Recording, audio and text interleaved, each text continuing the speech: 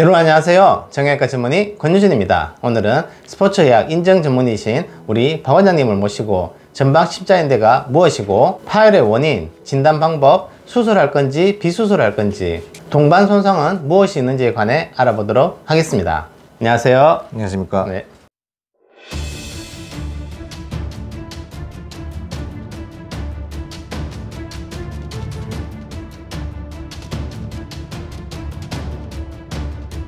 무릎의 전방 십자인대라는 게 무엇이고 어떤 기능을 하나요? 이게 전방 십자인대는 네. 이제 아시는 분들은 아시는데 무릎에는 크게 네 가지 인대가 있습니다. 내측 측부인대, 외측 측부인대, 이 앞에 그 대퇴골 뒤에서 경골 앞으로 오는 이 전방 십자인대. 그 다음에 대퇴골 뒤에서 경골 뒤로 이렇게 붙여주는 후방 십자인대. 이렇게가 있는데요. 요 중에서 이제 전방 십자인대가 보통 이제 경골이 이게 대퇴골에 대해서 앞으로 이렇게 딱 밀려나가는 걸 잡아주고 이렇게 돌아가는 걸 딱 방지해주는 역할을 합니다. 네. 후방 십자인대 이렇게 뒤로 밀려가는 걸 네. 막아주는 역할을 네. 하고요. 전방 십자인대는 무릎이 앞으로 빠지는 걸 방지하고 예. 후방 십자인대는 무릎이 뒤로 빠지는 걸 방지하는 것으로 알고 있습니다. 그러면 우리가 운동을 하다가 뭐 전방 십자인대가 파열되는 경우가 있는데 그 어떤 원인이나 메커니즘이 있을까요? 좋은 질문이신데요. 네. 보통은 이제 이게 우리가 사고 났을 때 다친다고 생각하는데 보통 그렇죠. 운동 중에 많이 다칩니다. 예. 이게 전방 십자인대가 앞으로 밀리니까 이게 앞으로 딱 밀리면서 뚝 끊어지겠구나라고 생각하는데 예. 실제로는 이렇게 끊어지는 것보다 우리가 네. 무슨 이제 고무줄 같은 것도 끊을 때도 그냥 딱 당긴다고 끊어지는 것보다 비틀어서 끊을 때 탁 잘 끊어지지 않습니까? 예. 이게 무릎이 이렇게 비틀리면서 탁 끊어질 때 예. 이럴 때 십자인대가 툭 끊어지게 됩니다. 예. 보통 이럴 때가 어떠냐면은 걷다가 이제 뛰다가 이제 우리가 축구할 피벗이라고 그러죠. 예. 피벗팅 하다가 잘못했을 때 무릎 돌아갈 때. 그 대표적인 예로 이제 이동국 선수가 전방 십자인대 재건수를 했는데요. 예. 그 다친 영상이 유튜브 같은 데 보면 있습니다. 그 대표적으로 뛰다가 딱 끊어지는 보는 영상입니다. 그리고 이제 점프 착지하면서 돌아가는 경우. 이게 문제가 되는 게 그 대부분 격렬한 운동하다가 중심을 잃었을 때 딱 착지하면서 이렇게 꺾이는 경우가 있고요. 그냥 일상적으로 점프 착지했는데 끊어지는 경우가 있습니다. 이런 경우는 어떠냐면은 남자 같은 경우에는 이제 보통 다리를 이렇게 벌려서 딱 착지하는 게 일상화되어 있는데 여자 같은 경우에는 습관적으로 무릎을 모으고 골반이 넓으니까 무릎이 안쪽으로 돌아갑니다. 그래서 무릎이 안쪽으로 도는 상태에서 착지하는 게 습관화돼서 이게 체중으로 눌려지면서 끊어지는 경우가 많습니다. 그래서 이제 여자 같은 경우에는 유소년 때부터 이게 점프 착지하는 교육을 따로 잘 시켜야 됩니다. 알겠습니다. 병원에 오셨을 때 전방 십자인대 파열의 진단을 어떻게 합니까? 좋은 질문이십니다. 이게 보면은 환자가 그럴 때 이제 전방 십자인대가 다쳤든 연골판이 다쳤든 골절이든 다 짤뚝이면서 구축받고 막 들어옵니다. 그 다음에 처음에 물어볼 때 이게 어떻게 다쳤냐, 무릎이 꺾였어요, 비틀렸어요, 그러면 전방 십자인대 손상 의심해야 되고 그거 하고 나서 무릎을 옆으로 눕힌 상태에서 무릎을 앞으로 이렇게 당겨보는 이학적 검사를 해보고 흔들리는 정도를 봅니다. 그 다음에 텔로스라는 기계나 손을 이용해 가지고 무릎을 당긴 상태에서 엑스레이를 찍어서 이게 밀린 정도 각도를 보고 이거는 전방 십자인대 손상이 심하겠다 판단하고요. 최종적으로 제일 중요한 건 이제 MRI를 찍어보는 겁니다. MRI에서 전방 십자인대 가닥이 연속성이 떨어졌을 때 십자인대 파열을 의심해야 됩니다. 다음 질문으로요. 전방 십자인대도 부분 파열이 있고 뭐 완전 파열이 있을 수가 있는데 그게 뭐 어떤 차이가 있습니까? 전방 십자인대가 완전히 가닥이 딱 끊어질 때는 뭐 이런 이유 없이 완전 파열이고요. 부분 파열 같은 경우에는 이제 한 반에서 왔다 갔다 하는 정도, 50% 이하, 50% 약간 넘는 정도의 파열을 보고 하는데 보통 전방 십자인대 부분 파열 같은 경우에는 터지면서 안에 출혈이 생기는데 이 출혈 같은 거나 통증이 빨리 회복이 보통 됩니다.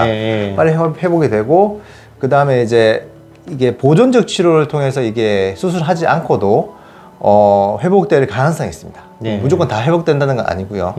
그래서 한 50% 확률로 이게 자기 인대 기능 완전히 돌아오거나 아니면 완전 파열로 진행하거나 그 두 가지 길로 가기 때문에 부분 파열일 경우에는 한 6개월 뒤에 MRI를 찍어서 이게 파열이 어떻게 진행되는지 확인해 보는 게 가장 중요합니다. 그리고 완전 파열 같은 경우에는 아까 말씀드렸다시피 뚝 끊어지면 아예 연속성이 떨어집니다. 네. 그럴 경우에는 사실 뭐 출혈량이 더 심하고요. 네. 심하고 무릎이 탱탱 붓고 아프고 통증이 심하고 뭐 굽히기도 않고 그렇습니다. 근데 네.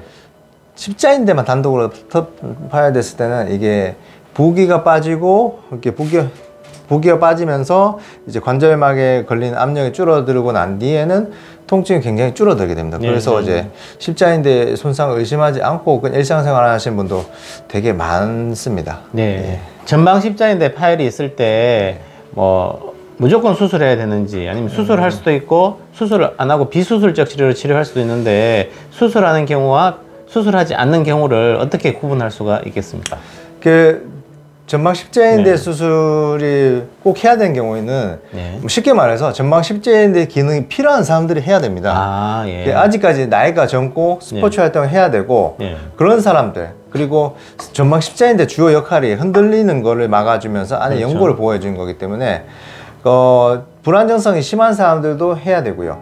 그 다음에 전방 십자인대 손상이 있으면서 요 안에 있는 연골판에 손상이 있을 때, 연골에 손상이 있을 때, 그 다음에 그런 사람들도 십자인대 수술을 해야 됩니다. 그리고 전방 십자인대 수술을 함으로써 활동력이 더 증대될 거라고 예상되는 사람들도 하게 되고요. 비수술하는 경우에는 우리나라에는 굉장히 드문데요. 미국 같은 경우에 비용적인 측면이 굉장히 많이 적합니다. 의료보험 시스템이 잘 안 됐기 때문에 우리나라 같이 이제 전방 십자인대 수술이 보험이 다 되는 데는 수술을 아예 못하는 경우, 이게 지병이 있어서 수술을 못하는 경우, 아니 나이가 많으셔가지고 이제 운동이나 신체 활동 하시고 살살 걸어 다니시는 거 하시는 경우, 아니면 이제 불안정성이 좀 떨어지고 그 부분 파열 같은 경우에 해당되겠죠.